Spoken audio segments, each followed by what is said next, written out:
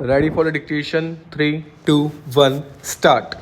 It is contended that the action of the state is not regularizing the employees was not fair within the framework of the rule of law.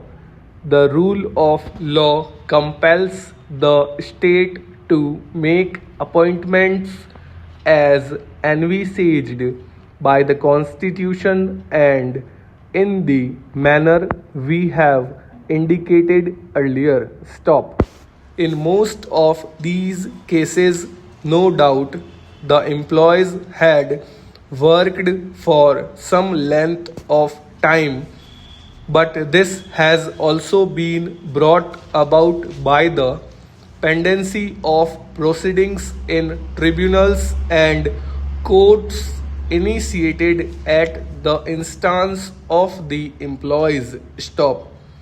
Moreover, accepting an argument of this nature would mean that the state would be permitted to perpetuate an illegality in the matter of public employment, and that would be a negation of the constitutional scheme adopted by us. Stop. It is therefore not possible to accept the argument that there must be a direction to make permanent all the persons employed on daily wages. Stop.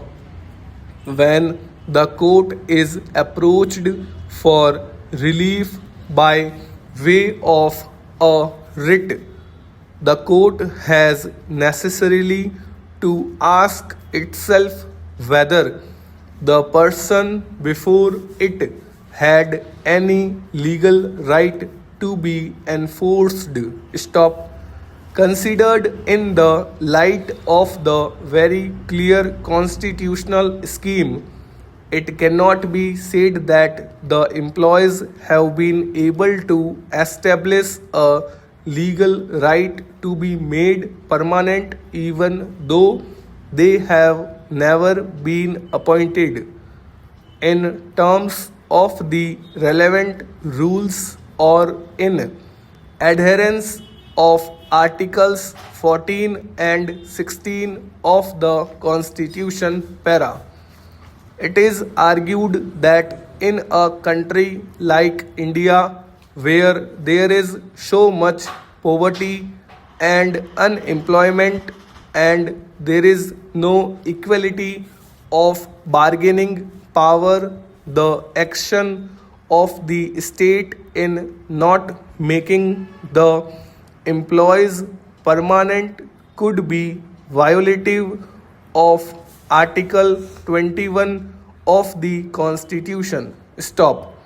But the very argument indicates that there are so many waiting for employment and an equal opportunity for competing for employment, and it is in that context the Constitution, as one of its basic features, has included Articles 14, 16, and 309 so as to ensure that public employment is given only in a fair and equitable manner by giving all those who are qualified an opportunity to seek employment. Stop.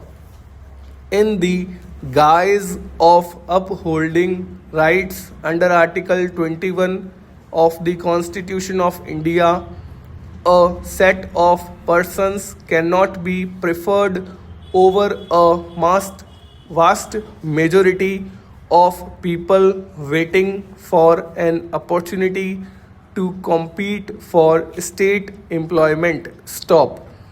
The acceptance of the argument on behalf of the respondents would indicate the rights of the others conferred of Article 21 of the Constitution, assuming that we are in a position to hold that the right to employment is also a right coming within the purview of Article 21 of the Constitution. Stop. The argument that Article 23 of the Constitution is breached because the employment on daily wages amounts to forced labor cannot be accepted. Stop. After all, the employees accepted the employment at their own violation and with eyes open as to the nature of their employment. Stop.